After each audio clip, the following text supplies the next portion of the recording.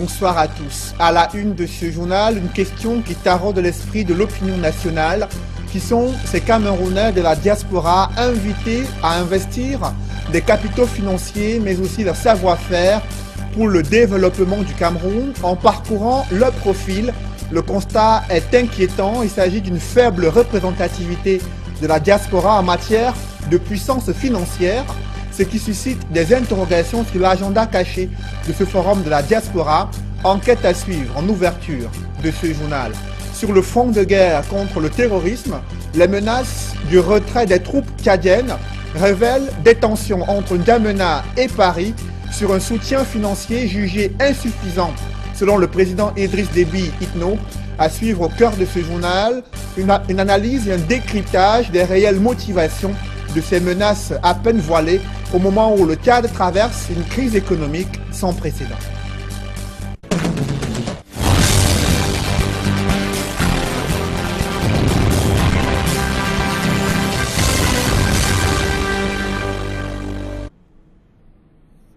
Merci de suivre cette édition complète de l'information sur Equinox Télévision. Je vous le disais, c'est une question qui taraude les esprits au Cameroun, qui sont ces Camerounais de la diaspora invités à participer à ce forum qui vise à capitaliser leurs moyens financiers, leurs investissements dans le pays. En parcourant leur profil, le constat est inquiétant. Il s'agit d'une faible représentativité de la diaspora en matière de puissance financière et de personnalité de premier plan qui était pourtant attendue à ce forum de la diaspora, ce qui suscite des interrogations sur l'agenda caché d'un tel forum à un an des élections présidentielles au Cameroun. Enquête signée Gizogo.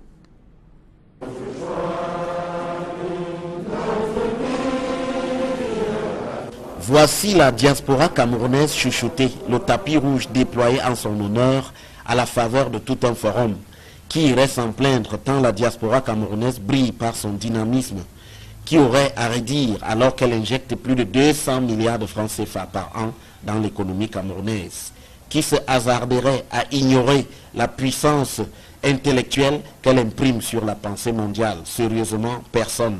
Mais Yannick, de quelle diaspora parlons-nous? Au fond, sans remettre en cause les mérites de nos compatriotes réunis à Yaoundé au cours de ce forum, il faut craindre que le gouvernement n'ait pas ciblé la diaspora camerounaise, mais sa diaspora camerounaise. De fait, où sont les Achille Mbembe, Godefroy Bidima, Cyril Konchou, Vera Songwe et d'autres encore? Au moins, leur présence aurait davantage contribué à crédibiliser un événement qui risque au fond d'apparaître comme une tentative vaine de contrôler la diaspora. Surtout, et c'est là la déception, les attentes de la diaspora ne sont guère exposées au grand jour, au contraire de celles du gouvernement qui sont clairement affichées. On pourrait croire à un jeu de dupes.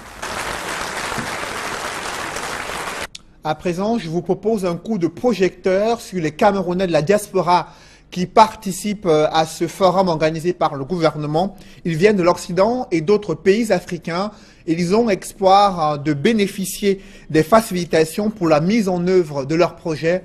Joël Essenge et Ike Cyril dressent le profil de ces Camerounais de la diaspora qui participent à ce forum organisé à Yaoundé. Reportage.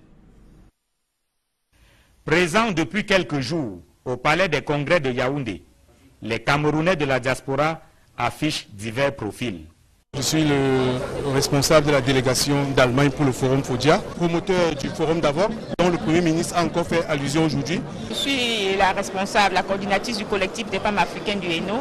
Vous savez que quand on quitte son pays d'origine, on a du mal à créer un réseau au pays d'accueil. Idem, quand on quitte depuis longtemps son pays d'origine, on perd également son réseau de rester dans le pays d'origine. Donc la problématique, c'est vraiment impliquer la femme migrante dans le développement de son pays d'accueil, idem de son pays d'origine. Je suis opérateur économique installé en Guinée-Conakry. J'ai une entreprise Business Intelligence Agency qui fait dans le conseil en banque et finance, qui fait dans le management, la communication, le marketing, les mines et l'énergie. Si les profils diffèrent d'un participant à l'autre, les raisons ayant poussé le gouvernement à convier chacun d'eux au forum de Yaoundé sont tout aussi diverses. Lors d'une rencontre avec l'ambassade de la Belgique, il nous a été invité de manifester de l'intérêt pour ce forum-là, ce que nous avons fait, et quelques jours plus tard, j'ai reçu particulièrement une lettre d'invitation nominative à participer à ce forum-là, avec des facilitations que mettait à notre disposition le Minirex. En octobre 2016, lorsque dans mes vacances estivales au pays, justement, j'ai eu vent qu'il y avait ce forum en préparation. Naturellement, comme je suis intéressé aux grandes questions de la nation, de notre pays, je me suis renseigné auprès du ministère, auprès de la direction des Camerounais de l'étranger. Ils m'ont demandé de faire une demande d'invitation. Je l'ai fait en octobre 2016, je pense. Et en juin 2016, le ministre des Relations extérieures, via son secrétaire général, ont bien eu l'amabilité d'envoyer une lettre d'invitation. Et voilà comment je suis venu. Je suis invité au FODIAS en tant que Camerounais de la diaspora, ça c'est déjà un. Et puis de deux, en tant que responsable de Casanet, qui est une fédération des associations camerounaises de la diaspora. Tout compte est fait. Ils ne sont pas venus au forum de Yaoundé, les mains vides. J'ai un projet qui vise à intégrer d'une manière massive les jeunes riverains tout au long de nos tronçons routiers. Donc on doit les former en tant qu'agents de maintenance des trajets, des tronçons routiers, de telle façon que les travaux les plus élémentaires de l'entretien routier, comme par qui peut insuffler un nouveau dynamisme à la tête du groupement interpatronal du Cameroun au moment où le Cameroun traverse de sérieuses difficultés sur le plan économique. Le JICAM doit se prononcer sur l'unique liste qui est en course pour la tête du JICAM. L'Assemblée générale élective est prévue demain jeudi à son siège à Douala. Et Célestin Tawamba peut-il réussir à susciter l'adhésion à sa liste, l'unique qui est présentée donc pour pouvoir diriger durant les 5 prochaines années le groupement interpatronal du Cameroun? Élément de réponse dans ce reportage signé Innocent Abega et Donald Brice Kamgan. D'après le secrétariat exécutif du JICAM, qui reçoit les candidatures en vue de l'élection du nouveau conseil exécutif du 29 juin prochain, la réception des candidatures a été bouclée le 15 mai dernier, soit 45 jours avant le vote, comme le prévoient les statuts de l'organisation. Jusqu'à date, seule la liste de Célestin Tawamba a été déposée et validée. Il y a tout un processus. D'abord, il ne suffit pas qu'une liste soit déposée pour qu'elle soit effectivement candidate. Il y a un processus interne de vérification et notamment de consultation du comité des sages qui permet de se prononcer sur la validité de ces listes-là et en l'occurrence de cette liste. Ce processus a été franchi avec succès. L'homme d'affaires Célestin Tawamba est à la tête d'une liste de 12 personnes construite autour des chefs d'entreprise dont les directeurs généraux des brasseries du Cameroun, d'Orange Cameroun, de la Sonara, etc. Dans cette liste de mémoire, je ne l'ai pas devant moi, mais de mémoire, il y a 4 représentants d'associations professionnelles. Ces associations professionnelles sont la PECAM, qui est représentée par son président. Il y a la SAC, les assureurs, qui est représentée par son président. Il y a le SCAT, c'est un syndicat de la place portuaire des commissionnaires en douane, qui est représenté par la vice-présidente. Et il y a CropLife, dans l'agriculture, qui est représenté par son vice-président. Le corps électoral est constitué de quelques 400 membres, dont 16 associations professionnelles qui composent le JICAM aujourd'hui. Pour prendre part au vote qui est secret, chaque membre devra être à jour de ses cotisations. En dehors de décembre 2011, où le défunt André Foto avait challengé Olivier Bélé, l'élection au JICAM n'a régulièrement connu que des candidatures uniques. Un complot interne contre la démocratie. Alain Blaise Batonguet répond. Ce n'est pas parce qu'il n'y a pas de liste, qu'il n'y a pas compétition ou qu'il n'y a pas volonté de faire avancer les choses.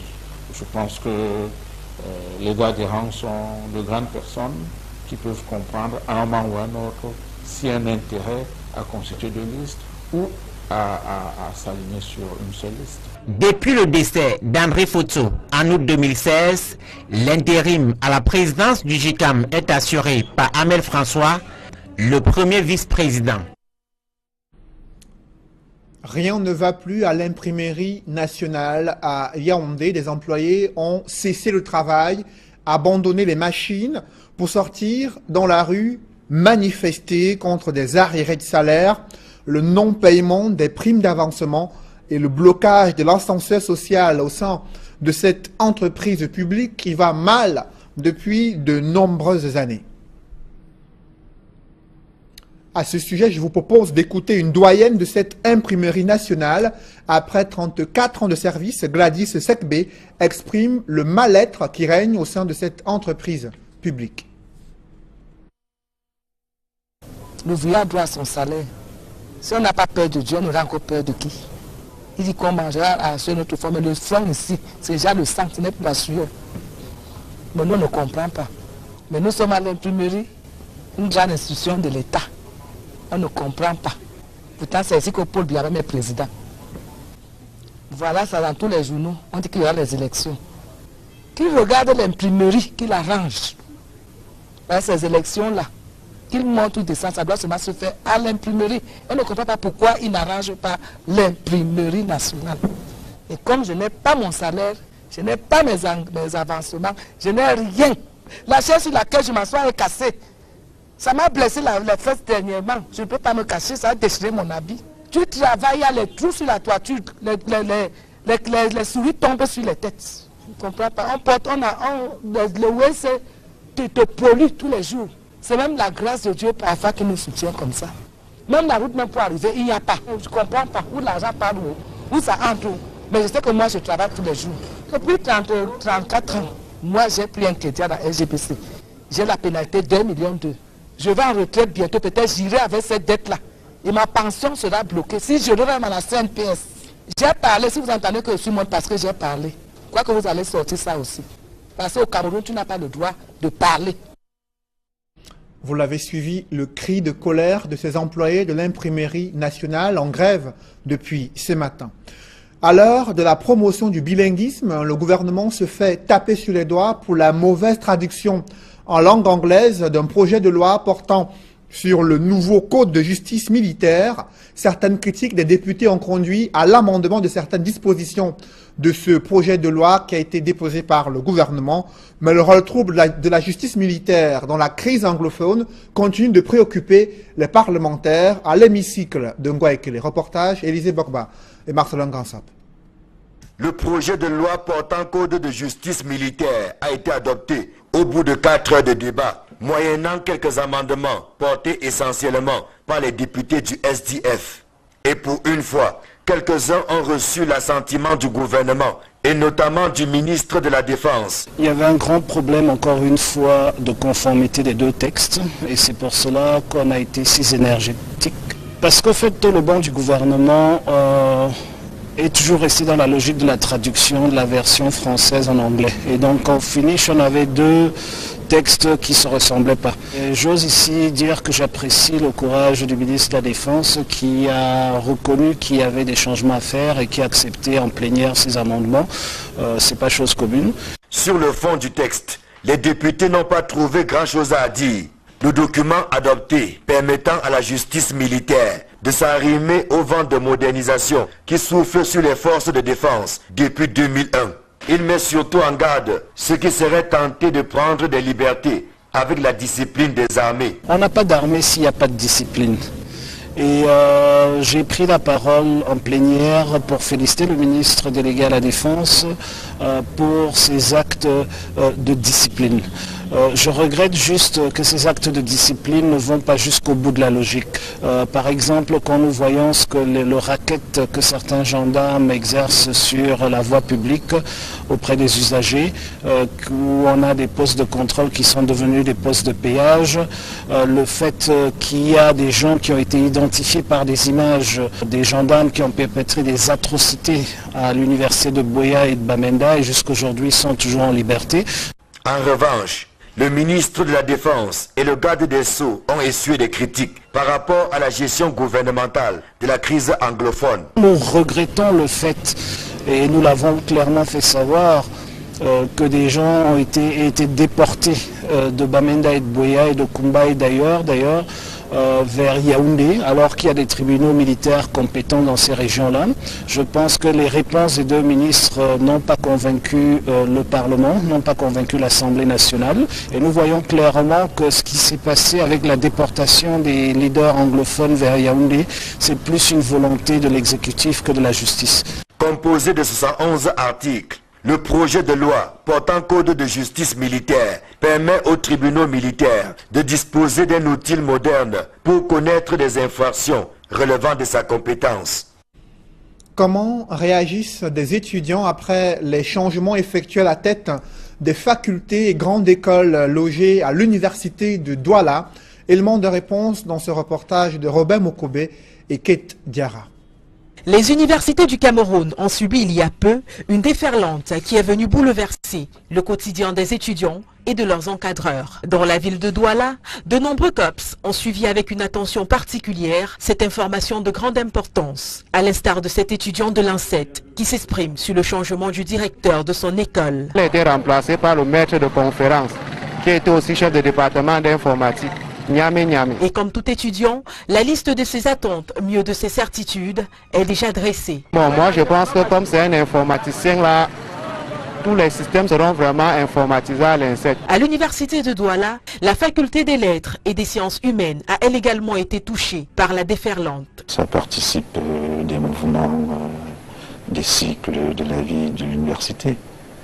Normalement, une université doit respirer par les mouvements du personnel pour éviter d'en faire des sénateurs. Et le bilan du désormais ex-doyen, le professeur Efouam Bonzo, est plutôt satisfaisant. Personnellement, comme chef de département, je retiens que pendant son mandat, on a chaque année fait des soutenances de master. On a soutenu près de 5 thèses sur la dizaine des thèses de la faculté. Ça signifie qu'on s'en tire à bon compte. En attendant la cérémonie de passation de service et les prises de fonction, les activités se poursuivent au sein des universités où les étudiants évoluent avec leurs différents programmes. Restons dans le milieu éducatif pour évoquer cette ambition que se donne l'université de Tchang qui compte améliorer la production des céréales au Cameroun à travers la mise sur pied de master professionnel en production céréales option riz. Des détails avec Leclerc Sakem et Étienne Pascal Azégué.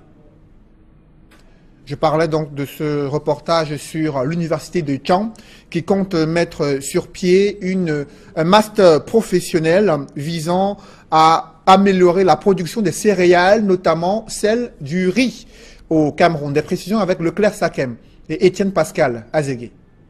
L'université de Tchang veut étendre son champ de formation en matière de production céréale à compter de la prochaine rentrée académique. Les étudiants auront ainsi la possibilité de s'inscrire en master de production céréale option riz. Les membres du conseil d'administration de la dite université en ont ainsi décidé au cours de la session ordinaire tenue dans les locaux de l'institution. Le président du dit conseil, le professeur Sami Beban Chumbo, a surtout recommandé à l'équipe managériale une nette amélioration dans la qualité des enseignements dispensés. D'ores et déjà, nous avons recommandé une nette amélioration sur toutes les prévisions budgétaires, surtout en termes de qualité, en termes de quantité de production scientifique et aussi la qualité de formation pour que les étudiants formés puissent répondre aux besoins, n'est-ce pas, du marché de l'emploi. D'autres nouvelles offres de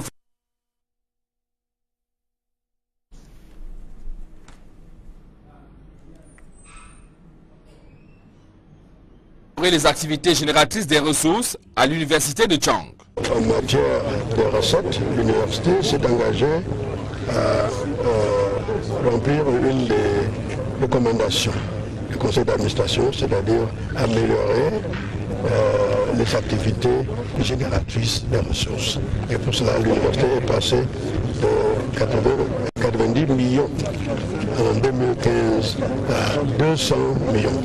C'est-à-dire plus de 200% des activités génératrices des revenus au cours de l'année 2016.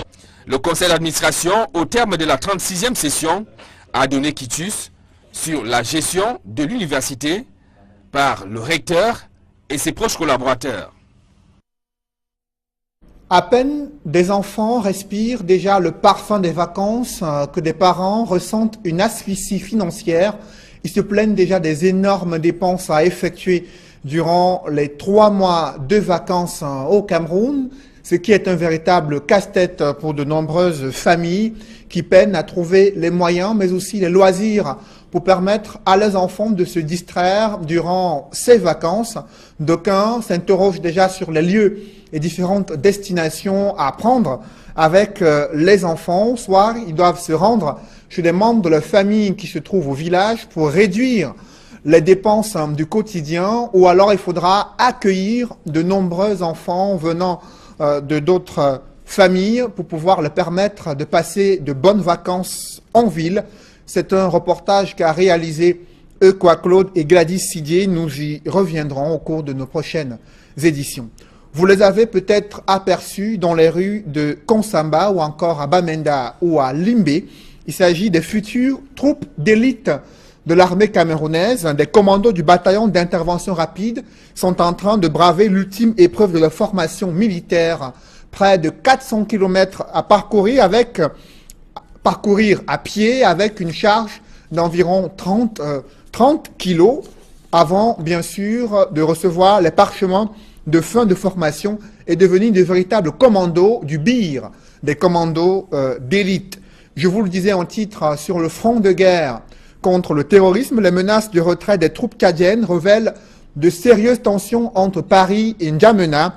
Le soutien financier pose problème. Le président de la République du Tchad, qui estime n'avoir plus assez d'argent pour permettre à ses troupes d'être sur plusieurs fronts, notamment au Mali, au Nigeria, mais aussi au Cameroun, mais également dans une mission effectuée dans le Sahel au niveau de la Libye, Idriss Déby Itno, qui compte également pouvoir continuer à brandir ses menaces à l'encontre de la France. Je vous propose de suivre l'analyse de ces réelles motivations de Idriss Déby Itno dans ce reportage signé Gizogo.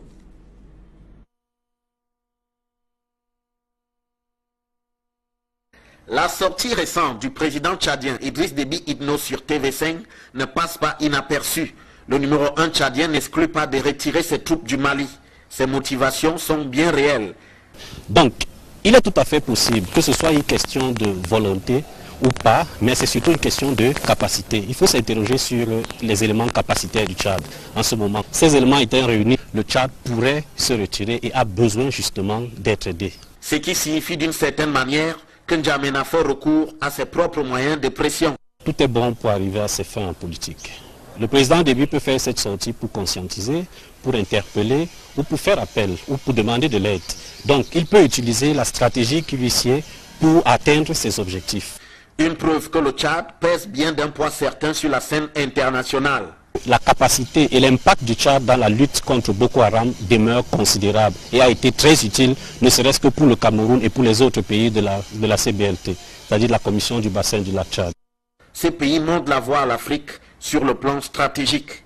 Sa sortie nous montre tout simplement que l'Afrique a encore une certaine inconscience stratégique, parce qu'en effet, elle ne devrait pas avoir lieu. Dans une situation où nous vivons ce phénomène terroriste, il était fondamental, ne serait-ce qu'à l'échelle régionale, d'adapter une attitude qui nous permettrait d'être sur la même longueur d'onde en matière de lutte et surtout en matière de financement. Une leçon dont les autres pourraient s'inspirer. Vous les avez peut-être aperçus dans les artères de Konsamba, Bamenda ou Limbe.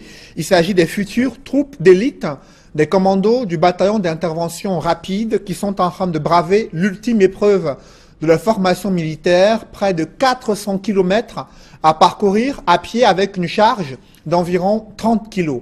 Steve Eboulet et Nadine Yambou ont suivi la détermination de ces jeunes Camerounais à faire partie de l'élite de l'armée camerounaise. Reportage.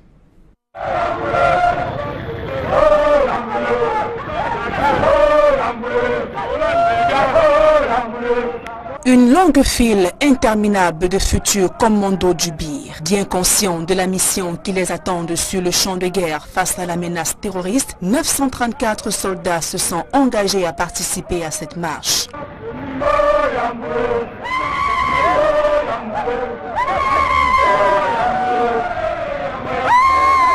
Une épreuve d'endurance de 400 km de route à braver à pied. Elle marque ainsi la dernière étape de leur formation. Nous avons fait juste 42 km, il manque 20 km.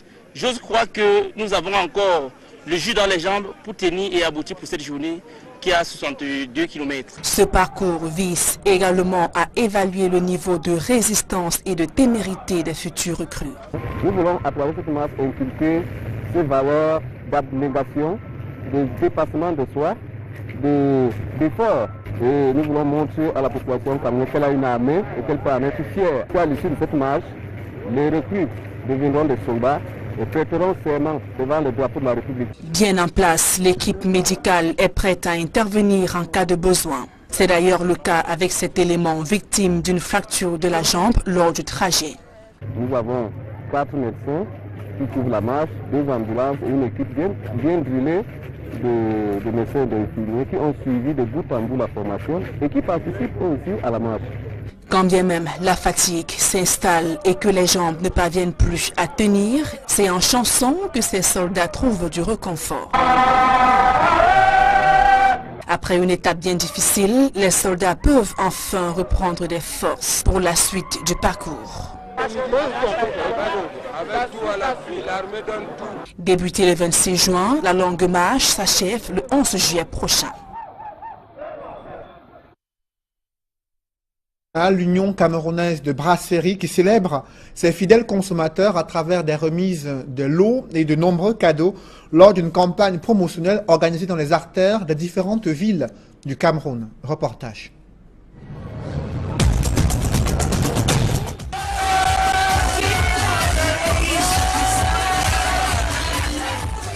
Des cris de joie, des rires aux larmes et bien d'autres émotions étaient au rendez-vous à cette cérémonie de remise des lots aux fidèles consommateurs de la campagne Quality Beer, Quality Life, initiative de l'Union camerounaise de brasserie UCB. Venus des différentes villes du Cameroun, Konsamba, Mbanga, Kumba et Douala, les gagnants ont eu un programme des plus alléchants avec le tour de ville, point de chute, un bel espace de détente de la ville de Douala, le Sun City, choisi pour l'occasion. C'est donc dans une salle entièrement parée de vert et de blanc, couleurs officielles de la Kajibir, qui a accueilli les gagnants, ces vaillants hommes et femmes avec leurs proches, ainsi que les dirigeants de l'Union camerounaise de brasserie, chaperonnés par de belles jeunes filles qui représentaient valablement la marque de qualité qu'est la Kajibir. Place à la cérémonie proprement dite, le procédé de tirage est expliqué à tous les gagnants candidats à l'obtention de l'un des terrains titrés de 250 mètres carrés mis en jeu dans cette campagne soutenue sur le plan artistique par le chanteur Saint-Bruno. 1, 2 et 3 tirages plus tard, effectués sous le regard vigilant de maître Djoumé Crépin, huissier de justice, le nom du super gagnant du terrain viabilisé tant convoité est enfin connu.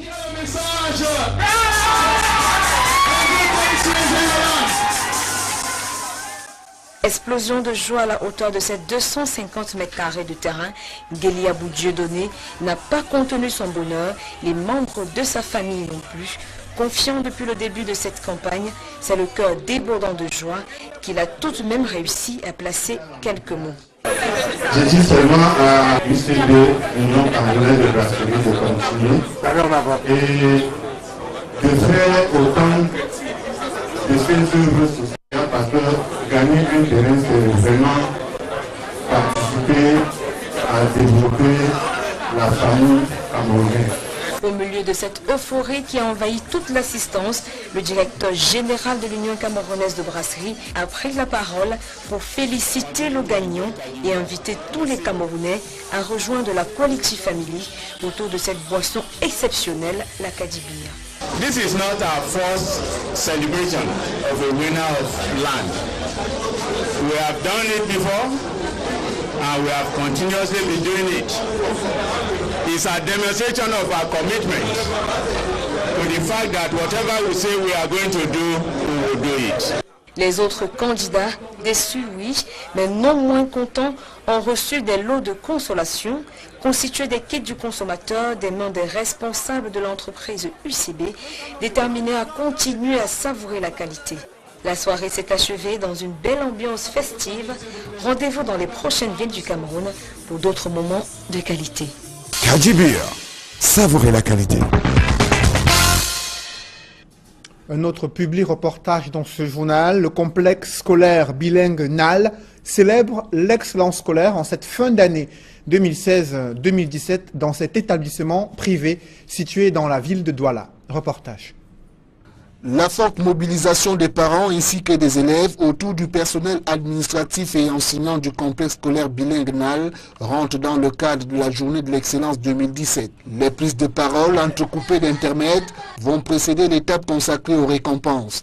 La distribution de prix d'excellence et d'honneur va respectivement concerner le cycle d'observation, celui d'orientation et le second cycle. Les prix spéciaux aux as du collège initiés par Afriland First Bank vont être remis aux élèves dont les performances individuelles varient entre 16 et 18 de moyenne, tant pour les meilleurs au concours d'entrée en 6e que pour ceux du second cycle. Je ressens une joie de pouvoir intégrer la classe de 6e du complexe scolaire bilingue NAL et faire mes études là pour entrer à l'université. Pour moi, c'est un peu comme une habitude parce que c'est depuis 6e que je reçois autant de prix. Je me force à travailler au maximum et je ne sais pas si je de résultats parce que c'est ce que je mérite. Au regard de l'objectivité que reflètent les résultats obtenus, les parents présents à la cérémonie ne regrettent pas d'avoir choisi le complexe scolaire bilingue NAL. J'ai compris qu'au niveau de l'enseignement, NAL mettait beaucoup de sérieux. Et je pense que c'est des enfants qui ont été récompensés.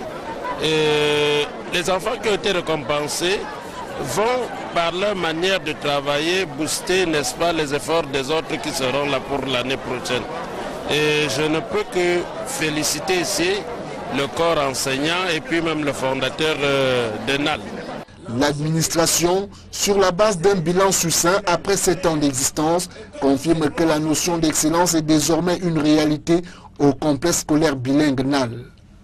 Un parent ne peut envoyer son enfant là où il y a du succès. Je ne peux demander aux autres parents de nous suivre pour qu'ensemble nous créions un réel pôle d'excellence. Pourquoi nous insistons à ce niveau? Nous faisons une politique, pas d'exclusion comme dans certains établissements, mais une politique d'enseignement de rassemblement. Parce que quand tu vois un enfant qui passe le CP et on dit qu'il n'a pas de classe à 6 ans, à 8 ans, où on veut qu'il aille où? Mais nous avons intégré par notre politique de manière à récupérer tous nos enfants. Parce qu'ils sont en sécurité à côté de nous. Mais quand nous les renvoyons là, ils deviennent plutôt des dangers. Le complexe scolaire bilingue NAL, sous l'impulsion de son fondateur, s'avère être un établissement qui s'arrime à l'ère du temps dans un contexte dominé par le multiculturalisme. L'édition de cette année a été marquée par le multilinguisme des élèves. Par le passé, c'était l'anglais et le français. Les langues matérielles ont fait leur évolution. Elles s'ancrent dans l'environnement scolaire. C'est tout à notre avantage, c'est à l'avantage de notre jeunesse. Je suis fier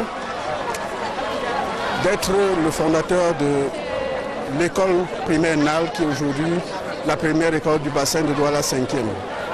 Je suis fier qu'après 7 ans de création du complexe scolaire NAL, que nous soyons arrivés à être le 19e établissement secondaire de ce pays. Je n'ai aucun doute que d'ici quelques mois, nous serons le premier collège du bassin de Douala 5e. Et puisque rendez-vous a été pris pour l'édition 2018 de la journée de l'excellence, rappelons que le complexe scolaire bilingue NAL, qui offre aux jeunes Camerounais un cadre idéal et approprié pour leur étude et leur formation humaine, est situé en plein cœur de Bonamoussadi, au lieu d'Ifin Goudron Bangé, dans le 5e arrondissement de la ville de Douala. Mesdames, Messieurs, c'est la fin de ce journal. Merci de l'avoir suivi. Restez sur Equinox pour ne pas manquer de rendez-vous juste après cette édition du 20h. Actu Santé, où des experts en santé vous donnent des conseils, des clés pour comprendre votre santé au Cameroun. Si 237 le débat qui interviendra juste après Actu Santé. Et ce soir, Duval Fangwa et ses invités décryptent et analysent le programme de redressement économique du Cameroun et l'indiscipline budgétaire qui caractérise la gestion des finances publiques dans le pays. Merci de rester sur Equinox Télévision.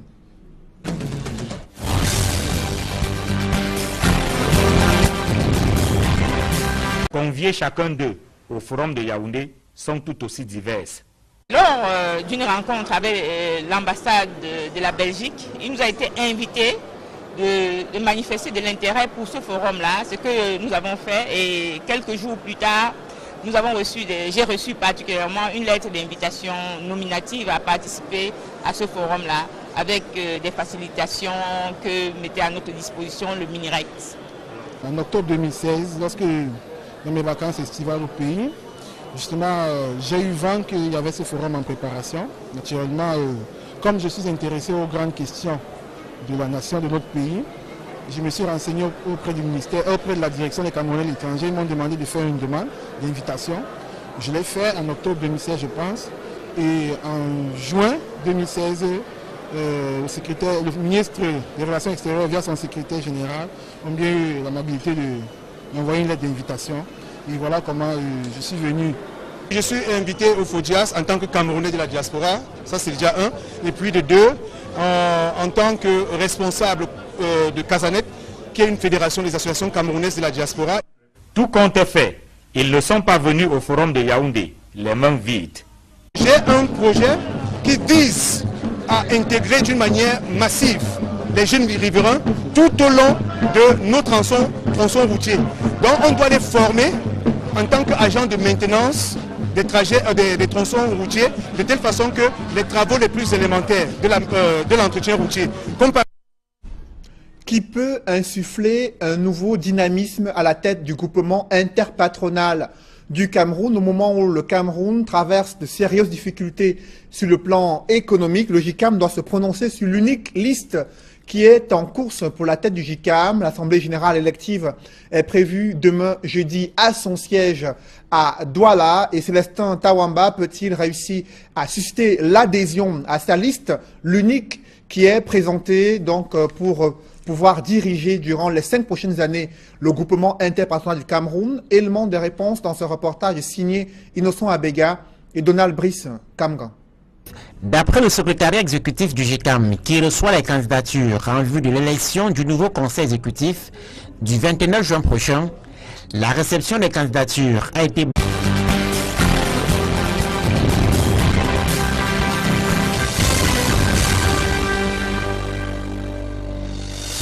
Bonsoir à tous. À la une de ce journal, une question qui taraude l'esprit de l'opinion nationale, qui sont ces Camerounais de la diaspora invités à investir des capitaux financiers, mais aussi leur savoir-faire pour le développement du Cameroun. En parcourant leur profil, le constat est inquiétant. Il s'agit d'une faible représentativité de la diaspora en matière de puissance financière, ce qui suscite des interrogations sur l'agenda caché de ce forum de la diaspora. Enquête à suivre en ouverture de ce journal. Sur le front de guerre contre le terrorisme, les menaces du retrait des troupes tchadiennes révèlent des tensions entre N'Djamena et Paris sur un soutien financier jugé insuffisant selon le président Idriss Déby Itno. À suivre au cœur de ce journal, une analyse et un décryptage des réelles motivations de ces menaces à peine voilées au moment où le Tchad traverse une crise économique sans précédent.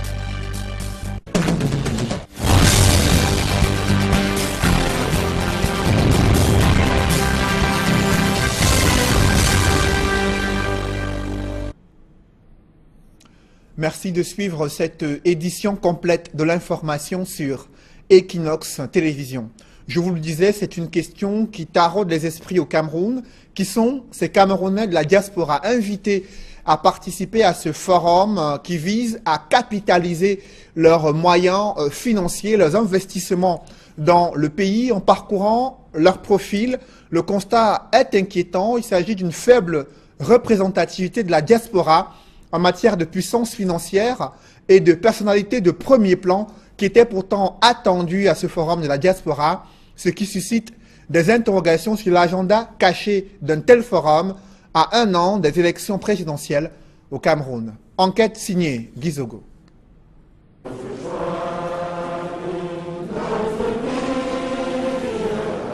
Voici la diaspora camerounaise chouchoutée, le tapis rouge déployé en son honneur à la faveur de tout un forum, qui irait s'en plaindre tant la diaspora camerounaise brille par son dynamisme, qui aurait à redire alors qu'elle injecte plus de 200 milliards de francs CFA par an. Donc le 15 mai dernier, soit 45 jours avant le vote, comme le prévoient les statuts de l'organisation. Jusqu'à date, seule la liste de Célestin Tawamba a été déposée et validée.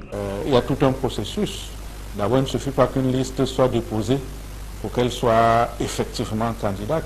Il y a un processus interne de vérification et notamment de consultation du comité des sages qui permet de se prononcer sur la validité de ces listes-là et en l'occurrence de cette liste.